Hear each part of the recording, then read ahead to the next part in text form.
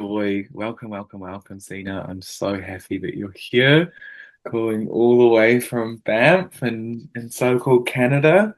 Um, oh, what a joy! What a joy it has been on day one, and then kicking off now as well, and inviting you in here. So I won't do any introductions on your behalf. I'll pass it straight over to you. But super, super grateful. Unless you would like me to do an introduction, in which case I can. No, that sounds great, Guy. Can you hear me okay? Yeah, absolutely. Wonderful. Um, Hi, everyone. Yes, I'm coming to you from Banff, Turtle Island, so-called Canada. Uh, I'm going to try and share my slides because I've got quite a bit of information that will probably be helpful for me to be able to use. Sorry, I'm super frazzled today because I had to get out of my hmm, I had to get out of my studio because I'm heading home tomorrow. Um, okay, it's giving me some weird messages. We'll see how I go.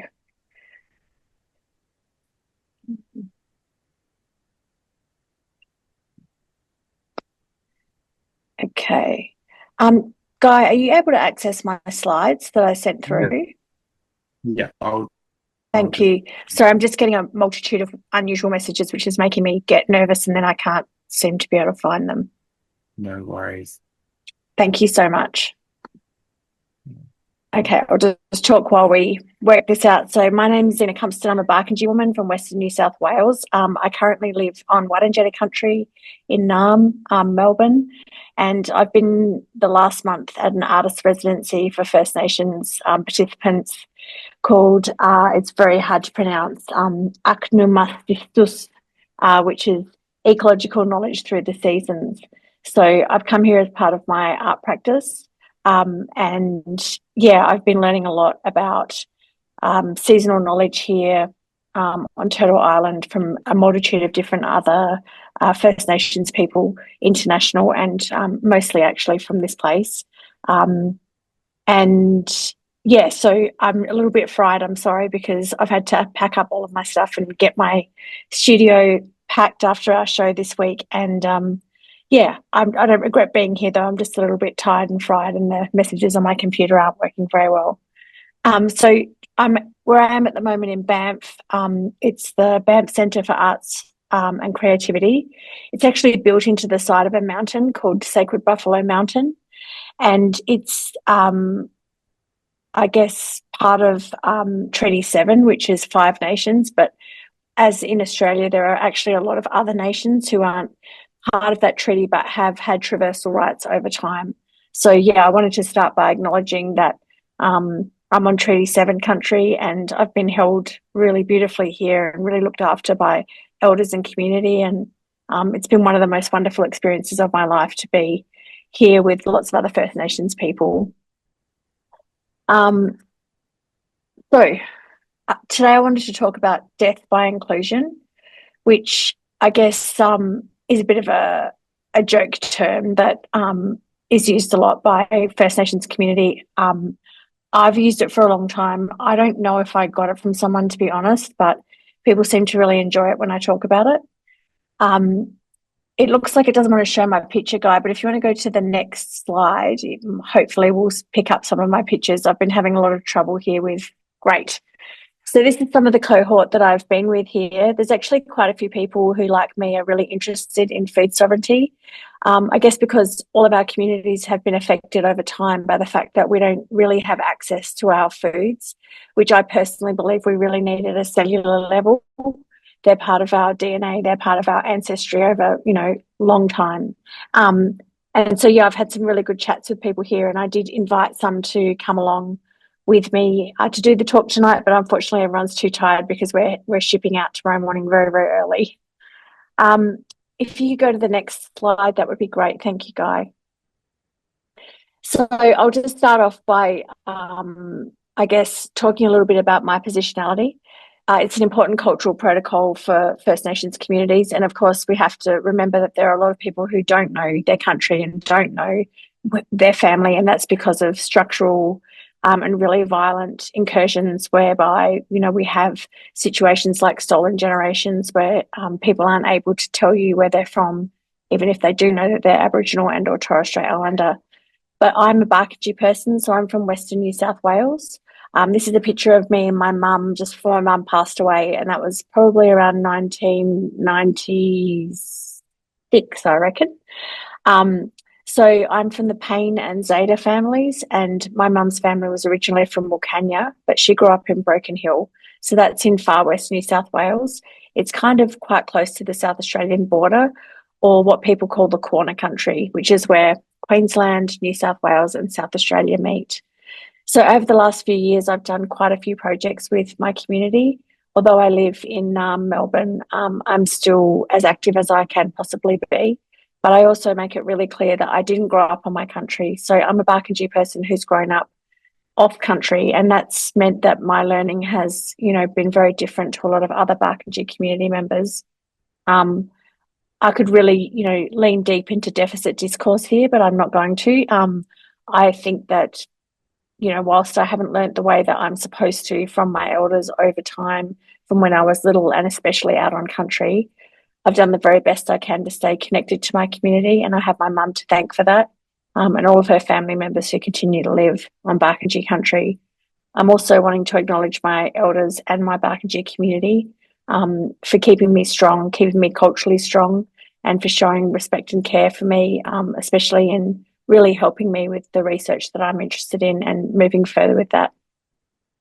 Okay, Guy, can you move to the next slide, please? So, yeah, this is just a picture of where my community sits. And, yeah, I'm working at the moment as an artist, consultant, writer, researcher, and curator. I do a lot of education work also. At the moment, I've been trying really hard to focus on my artistic practice because I've become very frustrated with a lot of the ways that institutions deal with First Nations people in Australia. And I'll talk a little bit about that in a minute as well. Next slide, please, Guy. So, Barkandji, this is another map that kind of roughly shows where my country is, and it's actually taken from a show that I'm touring at the moment that I curated with my sister, Zena Cumpston, and it's called Nurture, which means together, us group, all in it together. It's about to open on October 14th for its last stop in Adelaide at the Flinders University Museum of Art. In this show, we actually talk a lot about food sovereignty. We talk about our country and some of the detrimental effects of agriculture and other incursions on our country over time. So Barkandji literally means people of the river. So the Darling River is our Barka, and Kinji means people. So our people, we know, have occupied this region for over 40,000 years. And in fact, the oldest ritual burial has been found on my country, and that's Mungo Man and Mungo Lady. And we know that that's at least 40,000 years old, that ritual burial. The Barka is the third largest river in what we today call Australia. It's 1,472 kilometres long. And many of you may know of some of the terrible effects of agriculture on my country and other places, obviously, around so-called Australia. We've had many, many fish kills that have been really catastrophic, and they've been the direct result of water theft, inappropriate agriculture, and basically government bastardry. We know that there's very much aqua nullius still in place in so-called Australia at this time, and one of the biggest problems that many, many communities face is that we don't have access to our water. So, for example, my Barkandji community actually fought for 18 years to get native title, and they got the biggest native title land claim in New South Wales history. But unfortunately, that still didn't give us any access to our water. And so we don't have any way of fulfilling our custodial responsibility to our country when we can't look after our Barka, the waterway that literally is our lifeblood. Next slide, please, Guy. So I just wanted to talk a little bit about barriers and opportunities in this talk. I know that it was advertised as, looking at the way in which we engage in land management, agriculture, food growing, biodiversity actions, and care for country, and how we might be perpetuating the harms of colonisation whilst concurrently making claims to innocence. So I'll try and unpack that a little bit. I guess for the last at least 10 or 15 years, things have started to really change across the landscape in so-called Australia, in that we've started to do, for example, acknowledgements all the time. So people are actively acknowledging that they are on country that has belonged to and been part of many First Nations communities. And I guess those acknowledgements are seen very often as a really positive step forward for a lot of people, in that I guess it seems like it's perhaps the first steps towards truth telling. But using acknowledgements as an example, I actually see that there are many really problematic ways in which we are seeking to empower First Nations communities, but actually it seems to me that we're quite often taking power. So with an acknowledgement, it's almost a claim to innocence to me a lot of the time. It's people kind of saying, I acknowledge that I'm on Aboriginal land, but it's often not backed up with any real action. So to me, it's been a way of kind of perhaps at first being something that was empowering, that we are truth telling in the fact that we are acknowledging that we're on Aboriginal land. But I think that it's turned into something else whereby it's much the same as reconciliation action plans. Those with all the power are kind of, they're engaging in a way that allows them to acknowledge something, but to not hand over any power or any real action. So I guess one of the real world examples of the way in which some things may seem to empower First Nations communities, especially in the realm of food sovereignty and our food ways, is the bush foods industry. The bush foods industry is conservatively worth about $150 million a year in so-called Australia. That's such a conservative estimate. It doesn't include macadamia, and I know that it's extremely conservative from the work that's being done by many people at the moment, trying to calibrate what the bush foods industry actually looks like. But what's really scary to me is that $150 million industry that's making that money yearly, at the moment, the stats are telling us that less than 2% of the profits from that industry are going to Aboriginal and or Torres Strait Islander communities. Now, I guess this is a way of sort of talking about true empowerment, because when I speak to people about the bush foods industry, they're often feeling that it's a very positive step forward for First Nations community members in Australia, because, you know, our food ways and our knowledge over time of how to cultivate plants, how to process them, and the nutritional value in those plants that we have been the stewards of for millennia, they see that as a really kind of powerful way of celebrating Aboriginal people and culture and knowledge. But I actually think that, you know, if we're getting less than 2% of the benefit of that industry, and worse than that, we're actually not getting access to our own foods through those industries, I see that as a really, really big problem. And to me, it's across the board that we are celebrating us to death. I don't want our culture to be celebrated anymore. I want us to actually properly empower First Nations community members, and to stop kind of, you know, showing respect but not actually making any change, and definitely not handing any power over. There are a multitude of reasons why the bush foods industry is not working for us at this time. And I'm not saying it doesn't work for anyone. There are many communities that are doing very well through the bush foods industry, and many communities that do have access through their foods and are being empowered through lots of different initiatives that are happening. But I think that those statistics are real, and they're really chilling, because it's, again, something that looks like it's empowering us, but actually isn't. And to me, it really speaks to the fact that colonisation is not in the past. There's lots of examples that we can think of and talk about the fact that colonisation is an ongoing structure that Aboriginal and Torres Strait Islander people are dealing with on a daily basis. I myself really felt the ongoing harms of colonisation through engaging with institutions over many years, and I have chosen now my only resort, which was refusal, in that I've left those institutional bodies because I don't think that they're actually ready to house us and hold us with any safety and care, and certainly without doing harm. And yeah, I'm very concerned about the way in which people are really thinking that Aboriginal people, especially across the southeast, are being empowered because we're being seen more in universities, we're being, published more in books. Those things are really great, but structurally we have so many problems.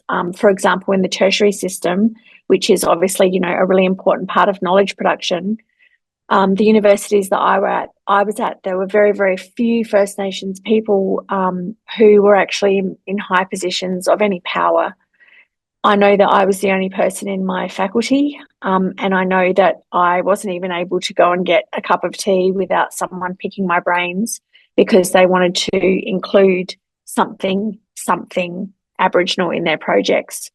So I think the want to include and the desire to make sure that we're, you know, empowering First Nations community members comes from a really, really great place. But I think that we're really deeply, messed up in lots of ways because it's not true empowerment, because the doors have been flung open, for example, at universities and other institutional places, but we're so often still on our own or one of only, two other people in huge departments. And really, it's still an extremely extractive enterprise. Next slide, please, Guy. So this, again, is talking about the continued state of colonisation. I think the biggest problem that we have across every fora that I've worked in is that those with power are willing to hand any over, and often the way in which we're included can be enacted through deficit discourse. So deficit discourse is really about seeing our ways of doing, being, and seeing as being less than, or being not as good as the dominant culture's ways of doing things. And often our knowledge, for example, is seen that way, in that it's just really sprinkled on top. And I really saw that through working in science for the years that I did. There was this real kind of habit of coming at First People's knowledge with just an idea that it just was going to add a nice piece of spice, but it wasn't really going to really drive the conversation or be respected in the way that it deserves to be. Next slide, please, Guy. So I guess when I speak to young people, I talk a lot about the way in which Aboriginal knowledge has been disrespected and subsumed. And one of the ways I think that's really given illumination is through, understanding our seasons. So obviously across so-called Australia, all of our mobs are extremely diverse, but almost every different mob has like 6 to 8 seasons. And the fact that we are still operating in so-called Australia at this time under 4 seasons, which have been transplanted from a completely different culture and context, to me blows my mind. And I think that it really, really is a really great example of the way in which really, really nuanced understanding of country and watching country and things change and interact so that we as people know what we should be doing at that time also. I can't believe that we're still operating the same system that we've got here in, so-called Canada, which is, you've got autumn, spring, summer, and winter. I think it really, really speaks to the ways in which our knowledges are still very much in the background and subsumed by the dominant culture. And all of that knowledge and all of that layered knowing and all of that scientific practice of careful observation over, tens of thousands of years is just completely erased. And that's just continuing today. Next slide, please, Guy. So this is just an example of the seasons on Wurundjeri country where I live. You can actually find out a lot about these if you go to the Museums Victoria site. My dear friend Madison Miller, who's a Darug woman who currently works at the University of Melbourne and does incredible work storying country, we had a great conversation recently, and Maddie was talking about the way in which non-Aboriginal people have really been embracing the seasons, and especially in Melbourne where we both live. But Maddie pointed out that it was really interesting to her that people are including it in their, email sign-offs and also in their acknowledgements, which is lovely. But there's been like an erasure again through that celebration of this seasonal knowledge. And what that is that our seasons are most certainly shifting. This is my 5th trip overseas for work this year. And every place that I've been, sadly, people have been telling me about how completely unusual the markers are on their country, especially about how much hotter it is. Maddie kind of noticed that people were using almost the same thing that we use in, the European kind of understanding of seasons, in that people are going, oh, it's this month, so it is this season. So, it's Eok season. But Maddie was kind of noticing that actually we don't look at our watches to work out what season it is. We look out on country. And she was really noticing that a lot of the changes that have been happening on country are not being calibrated by people. And they're still looking at these seasons in a really extremely kind of Western context, where they're going, oh, well, it's January, February, so it must be bitter app season. But actually, things are much more nuanced than that. And I think, again, this is a celebration of Indigenous knowledge, but I'm not sure that it's actually an empowerment, because the seasons are being seen in exactly the same way as the European seasons, as though they just are part of a certain month and not really about that, as I said, nuanced, careful observation of what's happening on country, how plants, animals, and people are interacting. Next slide, please, Guy. So I wanted to really plug this resource if people haven't seen it before. It was put together by Dominique Chen, who's an incredible Aboriginal woman, a Gomeroi woman, and I did help a little bit with writing it, but it includes many, many First Nations community members speaking about their country, their food ways, what they hope for the future in terms of food sovereignty. It's free for all First Nations people. And then there's actually lots and lots of different ways that you can pay. But I really wanted to recommend this course to everyone, because not only is it self-paced, it really is, I guess, a deep dive into the ways in which we can continue the work that we're trying to do on stolen land. And I see a lot through all of the work that I do as a consultant, author, artist, lots of the areas that I operate in, that there are many, many claims to innocence. So I guess what I mean by claims to innocence is that quite often I see that when people are doing, really substantial, great work, especially within the realm of biodiversity, they think that it's a get out of jail free card. And I hear people say things like, oh, well, I tried to invite uncle or auntie such and such, but I never heard back from them. Or I really wanted to do something with community, but I never heard back from them.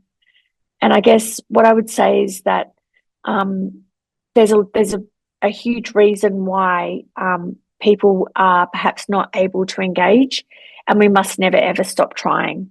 So just because we're doing biodiversity actions, or we're working on country in a way that is, really respectful and empowering biodiversity, I think we have to remember that a lot of the reason why many First Nations communities can't be involved in a lot of that work, or don't have time or capacity, is because there's a huge cultural load on people.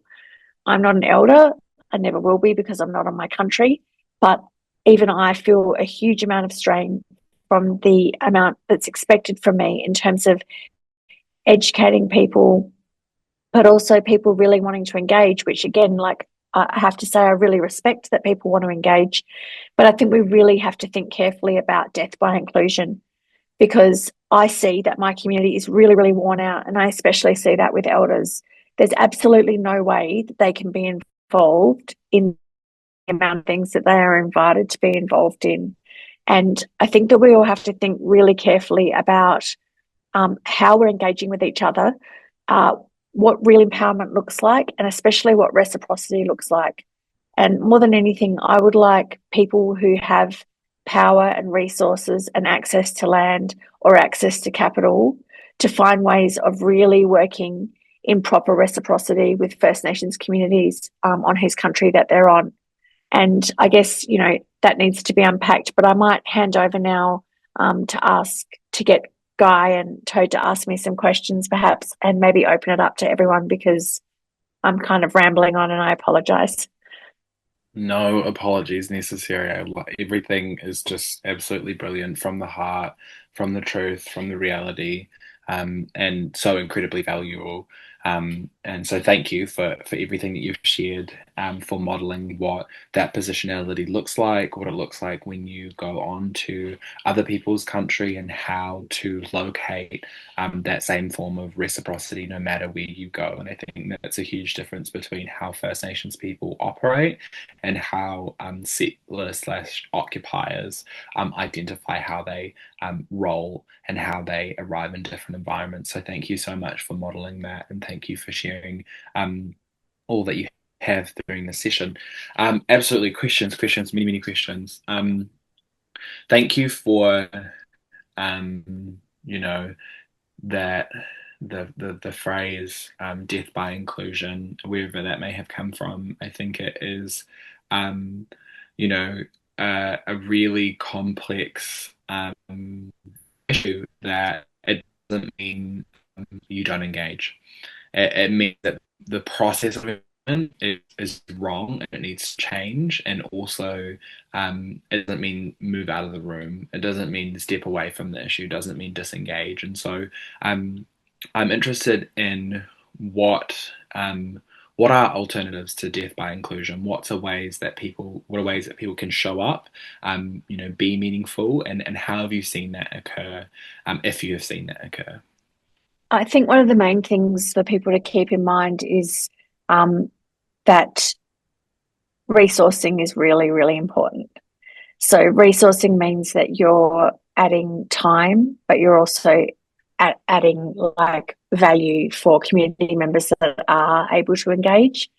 I get asked so often, and I know so many other Aboriginal people who say exactly the same thing. I'm asked so often to engage for free, and it becomes quite maddening at times because I still have to feed my family. And yes, I want things to be better for my people, and I want to be able to share as much as I can and to help people to feel empowered to, engage in a way that's really respectful and builds a really strong foundation and relationship. But I think resourcing is a massive problem because so many places I'm seeing, they'll employ Aboriginal people to do Aboriginal programs just 1 or 2 days a week on short-term contracts, for example. And, the work that gets done is quite incredible because we do care and we do want to shift the reality of what's happening, in our communities and to empower our communities. And the best way to do that is to really ask people to respect us. And when you ask people to respect you, that's about sharing knowledge because that's going to go, oh, right, okay, yep. But yeah, I just see so often that people are including Aboriginal people, but there's not proper resourcing and there's not really meaningful, like ongoing outcomes for that person, especially at a level of employment. Recently, I've been getting a lot of emails while I've been away and I just haven't been able to deal with them.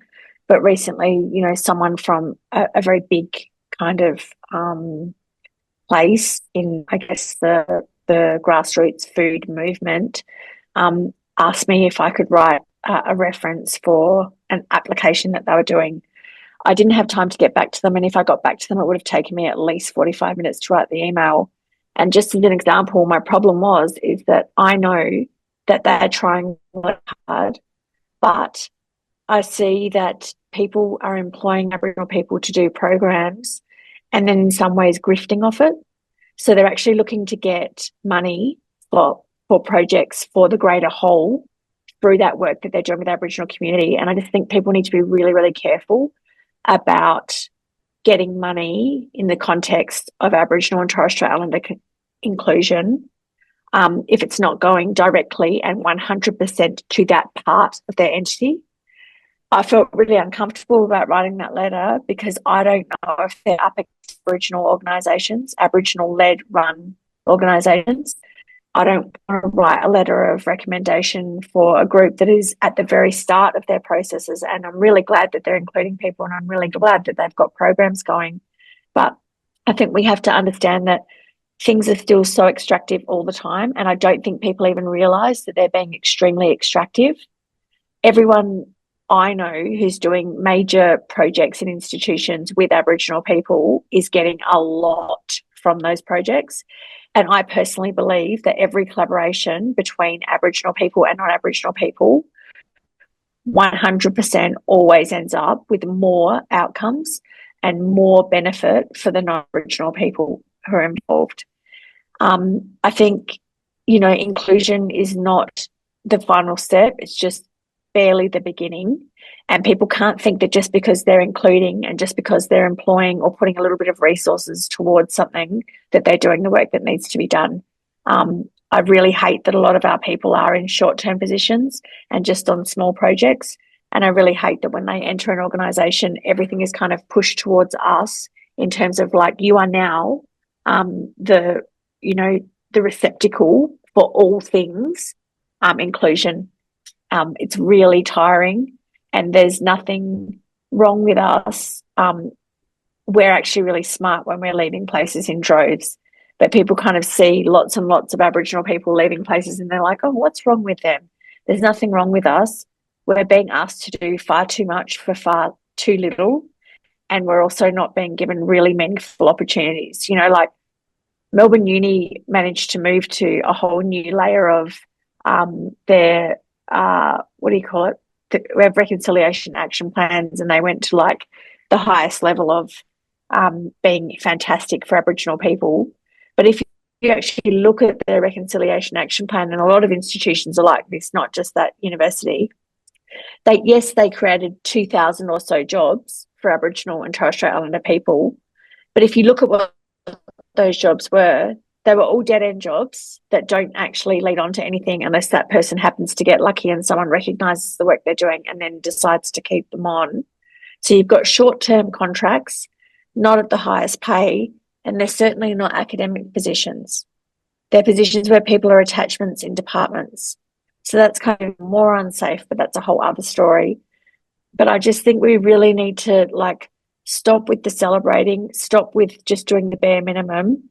And we might need to slow down as well. Like, to me, things are happening way too fast and they're not happening properly. We have to build a really strong foundation.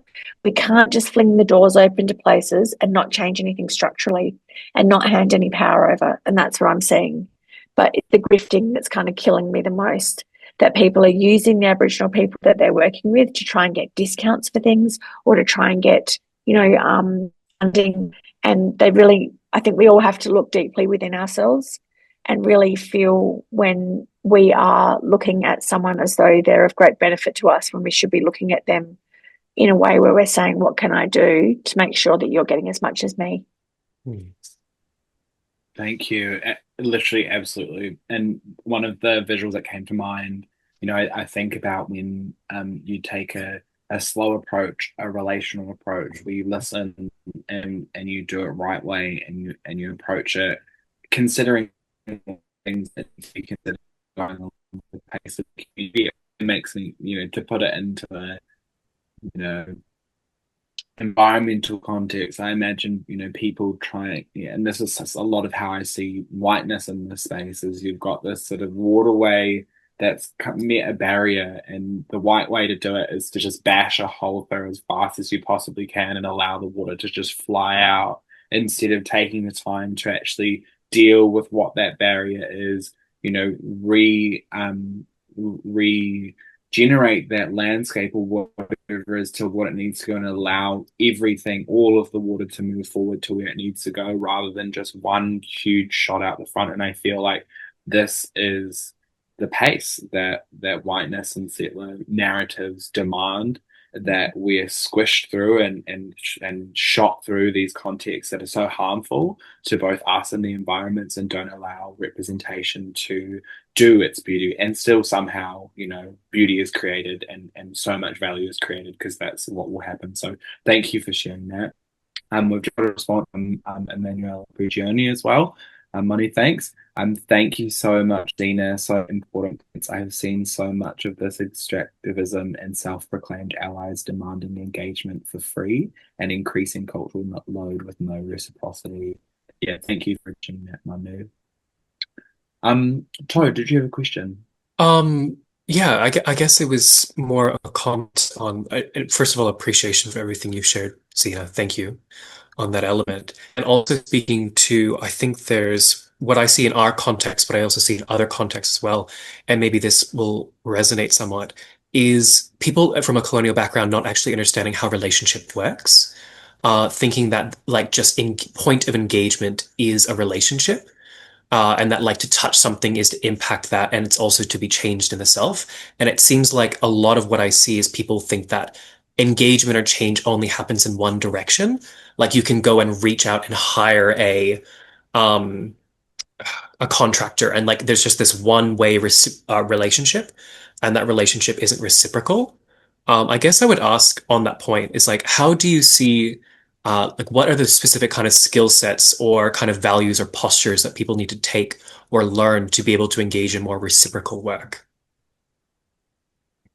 Oh, it's a really good question, Toad. I think one of the main things that people can do is self-education because I see so much of cultural load is actually having to step people through things that are readily available across a multitude of fora. So, for example, today it's brilliant. There are so many books written by First Nations community members worldwide and in so-called Australia. And I really wish that people were able to educate themselves a little bit more before they kind of go to um, mob and kind of ask them to step them through things. It's baffling to me that some of the smartest people I know don't even know the basics of like they don't even know what cultural safety means or I'm so often met with completely blank faces from highly intelligent people. But the way that privilege works, and I myself in some parts of my life are privileged, and I've tried to understand where that thinking comes from and how we end up, having these blind spots because of our privilege. I call it frontal lobe damage from overprivilege. It's like people are walking around a bit drunk or something. Um, our privilege basically tells us that the smallest amount we're doing is enough, and that the fact that we're even interested is enough. And the fact that we're interested means that people should be engaging with us because we are doing the right thing. We're beyond reproach because we care and we want things to be better. But there's no action in that in many ways. It's kind of like a kind of sitting back. But the other thing that our privilege does is that when things make us slightly uncomfortable, we find ways of articulating that to ourselves and to others as not appropriate for us to engage in. But it's actually just that it's making us feel uncomfortable. And when we're privileged, we don't feel uncomfortable very often, or not as often as we might have in other circumstances. And I think we really all need to be really like reflexive in the way that we work and in the way that we think. So I guess one thing that I've really noticed is that I feel really glad. The last few years, I've started to be able to feel in my body when my ego fires up. And that first happened to me when I applied for a really prestigious position and I got it. And when I got the letter saying that I had been nominated and I was going to be a part of this group, I felt my ego fire. And it was a really powerful lesson because I kind of went, like, what was that? And I sat back and kind of felt it in my body and thought about what it meant. And what I realized it meant was that I was joining that really prestigious group for all of the wrong reasons. My ego shouldn't have been firing up. I should have been thinking about my responsibility and how I could possibly take on such a huge role when I'm already doing so much work. I ended up not taking the role. And like, I'm not saying I'm a nun. I definitely am not. I get things wrong all the time and my ego still does get me in trouble. I'm only human. But I think for all of us, we have to look inside ourselves if there's going to be any real change in the way that we build relationships. We have to work out when we're being extractive. We have to listen to ourselves if we're saying, what can I get out of this? Oh, if I'm friends with that elder, I could definitely get to that person because I see people doing it all the time. And I'm not sure that they actually know that they're doing it or that they know that it's wrong or that they know that they're literally mining people who don't deserve to be mined and don't need it. We need to be built up We need to be given meaningful, relational ways of working with everyone, because, you know, our position in a social, political, economic context in so-called Australia is still really dire. And the only way that's going to change is each individual person working out how to not be an asshole and not be extractive, and how to actually listen to their internal voices when they're trying to engage with people for a reason. Because there are so many people across the landscape that I work in who are doing really meaningful work with First Nations communities, but so many of them are wolves in sheep's clothing. And that's been unveiled to me so many times. I realize they're actually just trying to further their career, and that they're using our people, and that they're really, really good at the language. And that's the problem today as well. So many people are being given the opportunity to listen to best practice and to use all of the right language, but with none of the intention. And you see that all the time in an institutional context. People know exactly what to say, what sounds really good. I've been tricked so many times into thinking that I'm working with people who truly care, are really respectful, and get it, only to find all the language and the intention. But I guess I just ask people in terms of like thinking about what relationships look like as a starting point, to make sure that they're listening to their own internal monologues and making sure that they're coming from the right place, because the extractivism is wild. Yeah, absolutely. And I think, you know, reciprocity is such a underdeveloped cultural sensibility for you know, settlers and people that don't come from relationship with place, with people and with country as well. So thank you for sharing, you know, so much detail inside of that. I think, you know, we really yeah, I think if reciprocity was meaningfully practiced, and that work on understanding, oh, what does this actually mean to value people as a human being here and now, rather than valuing the narrative of how I need to survive in this capitalist system that I'm going to project on these people. And I feel like, you know, institutions and people that have not done that work continue to project that onto other people. And exactly as you said, it's a righteous thing. It's a, I'm, you know, I feel like this is the right thing to do. And so that that unfolds. So thank you. Um, on our first day, we had Dr. Jessica Hutchings, Te Mahi Marahua Parakore, incredible icon. And she shared a lot of amazing things, but she also shared something that the late Moana Jackson, a really important figure in Māori sovereignty, shared, that we have to act as if, and that our leadership is acting as if, you know, insert a certain set of circumstances of what our future is and how we step away from that deficit framing. And so my question to you is, how do you act as if, or how should we be acting as if that is the world that we're moving towards? And what does that look like for you? Oh, tough questions. I guess as much as possible, I don't accept the barriers that come up in my face. I'm always trying to find ways of like flipping the discourse, or just finding ways around, over or under. And I think exercising refusal for me has been a really powerful way of freeing myself of some of the burden that I've experienced, especially in an institutional context. So I now work a bit as a consultant, and I really, really like that work, because I feel like it's almost like being able to guide people through then directing properly resourced to do, instead of that kind of picking chunks off me all the time that I felt when I was in academia. In my consulting work, I feel like people are, you know, paying enough that I really need to give as much as I possibly can, and I feel good about it as well. But what's great about that work as well is that when people aren't being respectful, or when I've been tricked into a job that isn't what people have actually articulated to me, I can walk away anytime. And so for me, just being able to enact refusal has been incredibly empowering, because I don't think that, I don't have capacity to push shit uphill anymore. I'm like in my 50s.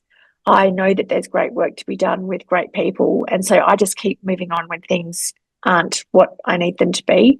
So I kind of just always find good people to work with. And when I find people who aren't good to work with along the way, I just kind of jump over them and move to the next one. So I'm trying to be, I guess, a bit more powerful in myself in deciding what I will and won't put up with, how much energy I can put into people who haven't educated themselves or who perhaps aren't coming from a place that I respect. But yeah, I don't really know how to answer that question, Guy, but I think for me, I'm always trying to get people to be really reflexive and to like think back into themselves in all the work that we're doing together.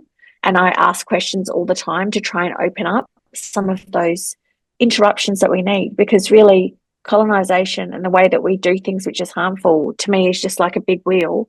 And if you keep sticking things into that wheel, you're going to get somewhere. So for me, like, I just never give up, and I don't get too upset when people aren't able to kind of meet me where I need them to. I just kind of move on nowadays. And that's not to say that I'm flaky or anything like that. Like, I deliver work that I'm really, really proud of, and I always over deliver, but I just won't work with people that are mucking around anymore. And there's so many of them, and I do have to walk away from projects all the time, and I've got no shame about it at all. I expect people to show respect and care. I expect them to think about reciprocity, especially when I'm asking them to and guiding them through how to do that. And if they can't do that, then I move on. I just think so many of us are getting burnt out and, feeling really just despondent about everything. And I just don't want to be in that place anymore. I just want to keep making little incursions everywhere I can. And part of that for me, I guess, as I'm getting older, is I'm really trying to empower younger First Nations people. It's really important to me, and it's probably the thing that makes me feel most excited, is that there are people, growing up and showing up right now who are not going to make the same mistakes that I did, that are hopefully going to understand how to roll so that they don't get damaged, and they're going to make huge impact. And I love working with young people, and that's something that I'm really pouring my energy into, is as much as possible my own community, and empowering young people. To me, is just, it's the best thing you can possibly do. And there's hardly any intergenerational learning projects and funding in so-called Australia right now. And so that's one thing that a lot of people can get excited about. If you have some resources, it would be amazing to use them to put towards a First Nations-led intergenerational learning component, where you get elders and young people together as part of the project that you're doing, and you allow the elders to run it in the way that they want to. That's so empowering. I guess that's where I'm at the moment, is I'm just trying to duck and weave so that things are happening in the way that keeps me positive, powerful, and energized, because it's so easy to get drained. Thank you. Yeah, and I think how we engage and build and design, and permaculture as it operates as a design tool on how we approach doing things. And I think expanding that reciprocity into how we design these systems and moving forward is critical, is absolutely critical to us moving forward. I also want to ask the crowd if there are any questions as well. Put them through in the Q&A function. And Toad, you just came off mute. I'm wondering if you've got a question. I think I was wanted to share some appreciation for the way that you're modeling and speaking about reciprocity, but also generosity in a way that's regenerative, not just interfacing with a system that wants to continually drink you up or eat you up and spit you out. Generosity in a way that allows you to be regenerative for yourself and for your communities. And really wanted to say thank you and for sharing that, and for the wisdom of what that brings into other spaces as well. Oh, thanks, Toad. I think, a lot of people as they get older probably feel the same way as me, where you start sort of like thinking, okay, I've learned all this stuff and I've made all these kind of mistakes along the way. How can I help someone else to be like a bit more empowered and get less battered? I noticed a participant who's put their hand up twice, Alexander. I'm wondering, either Alexander, if you want to put a question in the Q&A, or if most of you put your hand up twice, how would you feel, Sina, if we brought them on if they wanted to share something? Sure, sure. I'm also framing that if this in any way is inappropriate or racist or problematic, we will be removing them immediately. So jump on, we'll bring Alexander. And also, if you don't want to be here, Alexander, and you've accidentally done that, we can move you off. But I've just noticed you put your hand on. Here we go.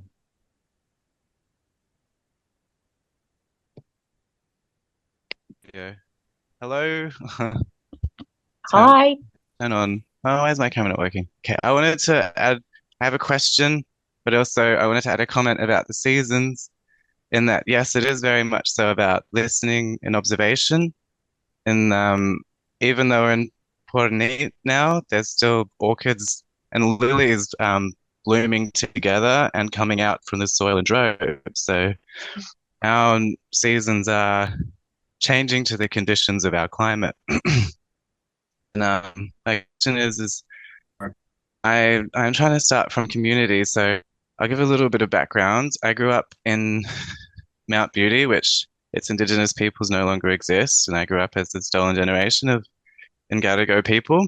So there wasn't actually much publicity or understanding from my peers of a high school group of 180 students. And so what I'm saying is I start from my community. I do have friends still from high school in my town, but what I find is when I have a discussion about changing our future by living in our present so we can have dreams in the future, which is my biggest wish of the future, is that I'll tell them that we had psychologies, we had sciences before they were coined.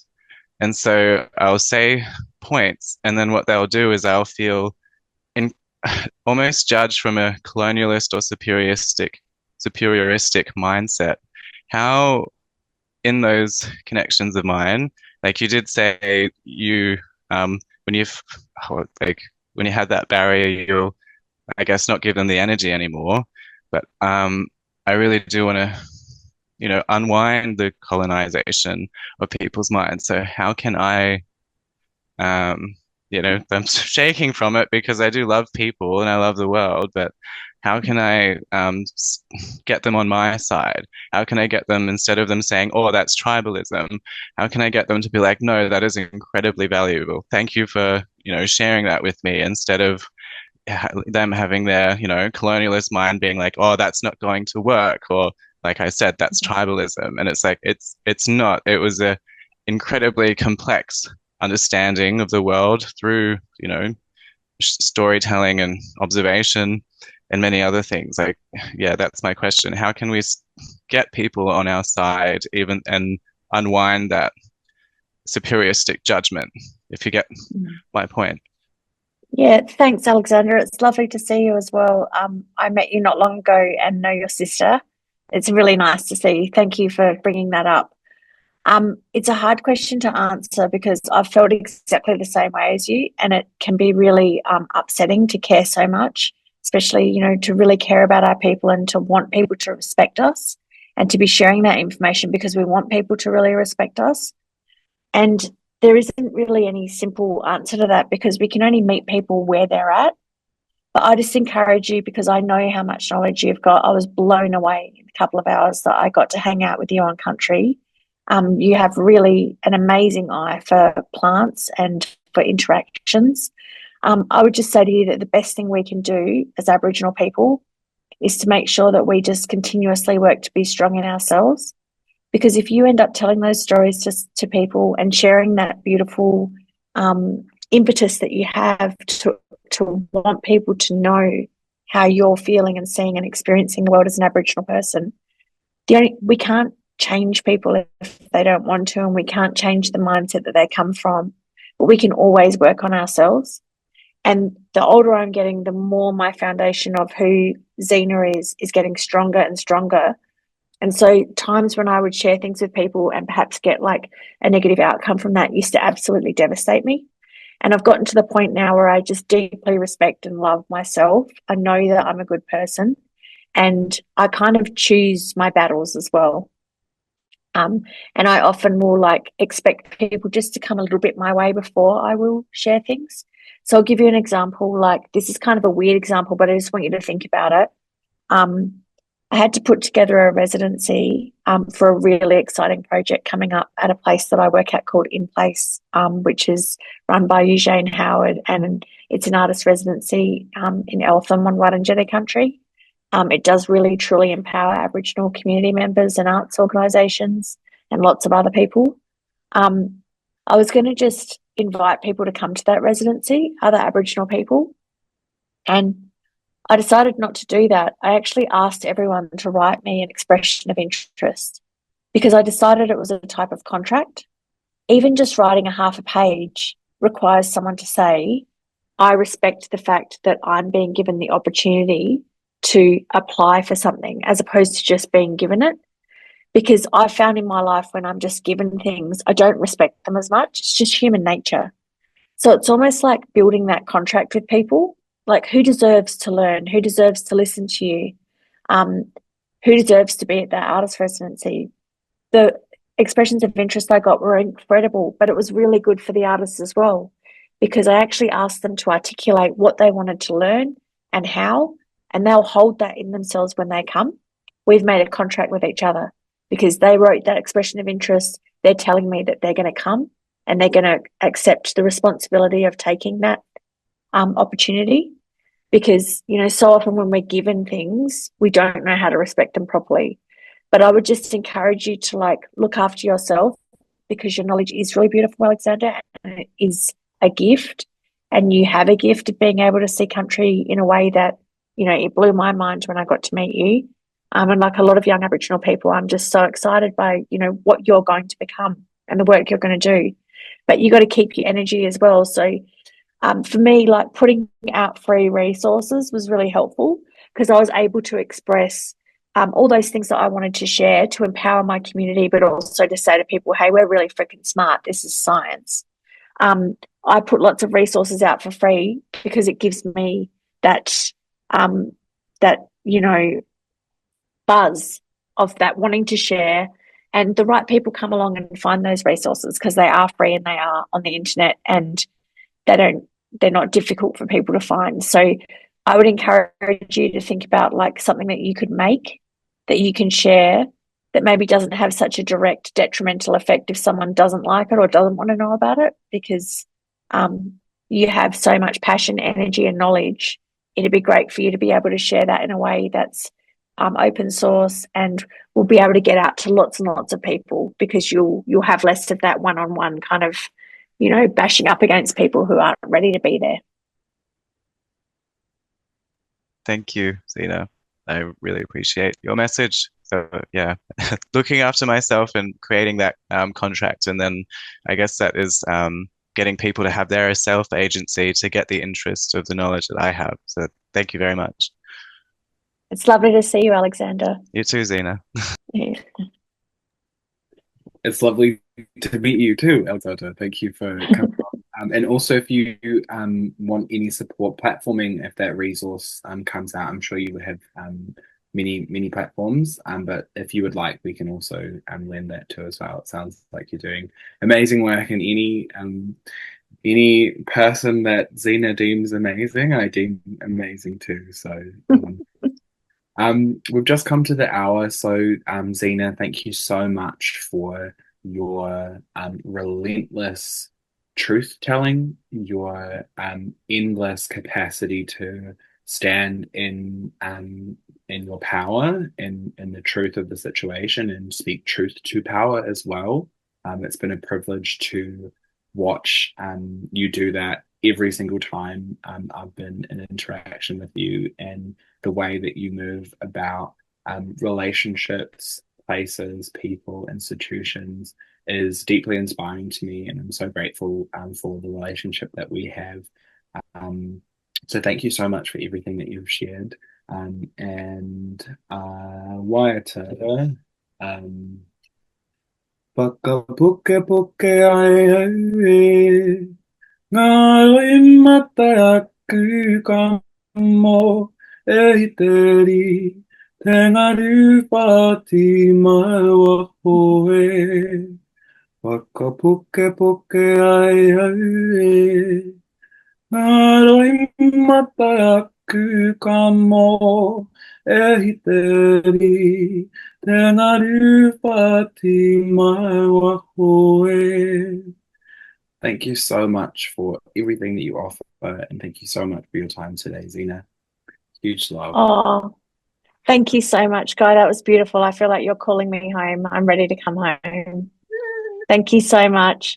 And thank you as well, Toad. And yeah, I'm just so glad that you put this together and that you've raised some money for Palestine. And yeah, I feel so honoured to be a part of it. So thank you so much. And yeah, thanks to everyone who came along and bought tickets as well for your whole series. It's deadly. And yeah, I really appreciate it a lot. And I appreciate all the work that you're doing at Permaqueer. Thank you so much, Zena. And just from the comments as well, we have comments flooding in, giving expressions of thanks to you, the work that you do, the way that you do this work, validating people's experiences. Thank you so much, Zena. My pleasure. I'm looking forward to seeing you in real life soon. Lots of love to everyone. Keep up the great work. Free Palestine. Free Palestine. Gotta keep it.